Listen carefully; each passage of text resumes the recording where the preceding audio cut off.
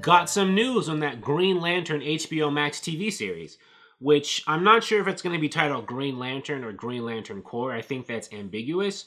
But anyways, there's going to be a show about, the Green Lantern mythology and characters in it. And it's going to have multiple Green Lanterns, as we've heard before, but this Deadline article confirms it. Apparently, there were people at Warner Brothers at something called the Television Critics Association recently, where they divulged details about this series. And it does sound very intriguing. Let's read the show description. Sarah Aubrey, who's the head of original content at HBO Max, said this. It's going to span several decades and focus on 2 stories about Green Lanterns on Earth, as well as one in space, going into the Sinestro story. Sinestro, is Green Lantern's arch... Well, I guess he's Green Lantern's arch nemesis, but Green Lantern, at least the Hal Jordan Green Lantern, has a lot of, huge menaces. But I'd say Sinestro, the one with the yellow ring, the yellow lantern bearer, is the most famous and the most well-known. Very interesting. So this does, reflect the accuracy of what we heard before, that it's going to focus on multiple Green Lanterns. But having it, 2 stories, or split between some lanterns on Earth and one that's on space is interesting. So that's going to be a combination of, in the Green Lantern comics, the Green Lanterns, they do fight a lot of villains on Earth, but also in space.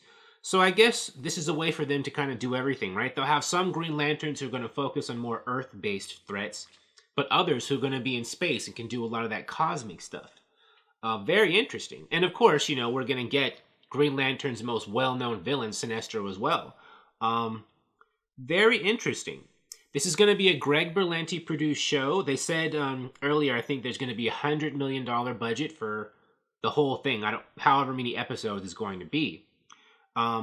Greg Berlanti is a DC super producer, but a lot of people are kind of curious. There are some people who are happy, but others who are concerned, because a lot of Greg Berlanti shows are, I don't necessarily agree with this, but there are people who think that a lot of the Berlanti shows, especially the ones in the CWs, are kind of cookie cutter or soft, not quite as adult or sophisticated as they would hope an HBO Max Green Lantern show would be.